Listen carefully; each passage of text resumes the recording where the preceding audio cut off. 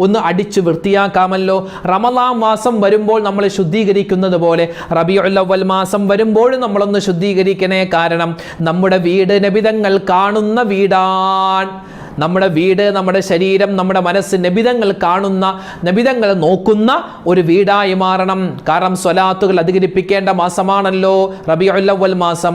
അതുപോലെ തന്നെ നബി സല്ലല്ലാഹു അലൈഹി വസല്ലമ തങ്ങളുടെ മൗലിദുകൾ പറയേണ്ട മാസമാണല്ലോ. നബിതങ്ങളെ പറ്റി പറയുമ്പോൾ നബിതങ്ങളെ ശ്രദ്ധിക്കുമല്ലോ. അതുകൊണ്ട് നബിതങ്ങൾ നമ്മുടെ വീടുകൾ കാണുമല്ലോ. അതുകൊണ്ട് വീടുകളൊന്ന് ശുദ്ധിയാക്കണേ, അലങ്കരിക്കണേ. ചെറിയ രൂപത്തിൽ ലൈറ്റുകൾ കൊടുത്തിട്ട്, അതുപോലെ തന്നെ വർണ്ണക്കടലാസുകൾ കൊണ്ട് നമ്മുടെ മക്കൾക്ക് വലിയ ഒരു ആവേശമായിരിക്കും അത്.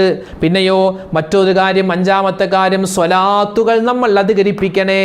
സ്വലാത്തുകൾ അധികരിപ്പിക്കണേ. ഇതാണ് മെയിനായിട്ട് ചെയ്യേണ്ടത്. നമ്മുടെ മനസ്സും ശരീരവും നമ്മൾ ഈ റബീഉൽ അവ്വൽ മാസത്തെ സ്വീകരിക്കാനുള്ള വലിയ തയ്യാറെടുപ്പ് നടത്തേണ്ട